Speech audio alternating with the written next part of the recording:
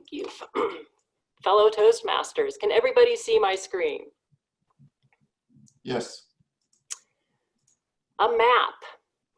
It's a place, a location in space. It's connecting information and location.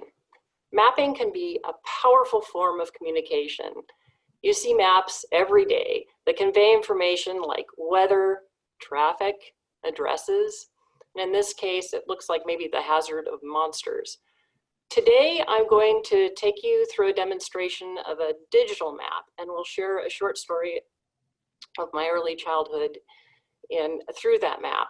And I will use open source tools, and that's exciting because it means anyone can access them.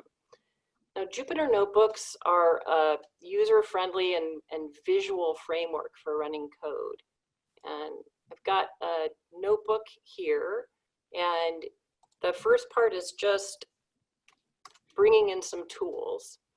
And the second part, I'm loading a spreadsheet with locations and paths to my photographs. And then the next part, I'm just creating a map. And now the point isn't to understand this code. I'm bringing this data into something called an OpenStreetMap and saving the output. And the thing that's kind of exciting is that it only takes 20 lines of code to do this. There's all sorts of encoding going on in the background, but coding is getting shorter and shorter as time goes on. So now I have a map that I can share as a file. I could embed it in a website, and we're not gonna look at it right here. I mean, we can work on it in this framework called a notebook, but we're gonna open up the file. And this is Seattle, and this is where I grew up. And I grew up north of the U District in a neighborhood called Ravenna Park. And here's me with my family, my very creative and daredevil sister, and my winsome grandmother is in the picture here. And about a block and a half away through an alley is my friend Karen and her little brother. And she was a really kind and intelligent kid, and we spent a lot of time roaming the neighborhood.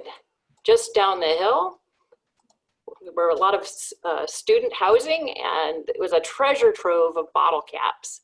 And I really enjoyed collecting them. They smelled like old beer and oranges. The lucky bottle caps were the most fun. They had rebuses on the bottom. Next to my house was a deep ravine and for Ravenna Park, and we like to collect maple leaf seeds and throw them over the edge. And it was really fun watching them spin all the way down to the bottom. And my friend's little brother was he liked making Super 8 movies, and they invariably would involve dummies being thrown over the bridge and filmed from below. South of the University District is the shipping canal. And my father was a bridge tender, and my favorite bridge was the Montlake Bridge. There's a spiral staircase inside, and down below there are these great big wrenches and counterbalance. My father, I thought that when I was a little kid, I thought that he moved the bridges just with his might. North of the University Bridge is Morningtown Pizza. My friend's father worked there. It was a gathering place of counterculture in the late 60s and early 70s. Now, I grew up in the north end, but I always went to school down in the south end of Seattle. And the first one was an alternative elementary school. It was a free school, and for whatever reason, they let us run loose. There was a green space nearby, this wonderful green space. And in current pictures, you can no longer see the school, but you can see the size of the green space. In an aerial from the 30s, you can see the green space was much larger. The school is here in the center, the old Maple Leaf School. It would have been really fun to have had that much green space to roam around in. We adopted a grandmother when we were in elementary school, and her name was Carly Doty. She lived down in Georgetown. We'd walk down to visit her. She was 101 years old, and she witnessed the Seattle fire. And sometimes I think about that span of memory, my almost 56 years and her 101. I went to school for junior high at the top of Beacon Hill and had my first job at the VA Medical Center. And then I went to Franklin High School. And at some point in busing, they gave us Metro passes.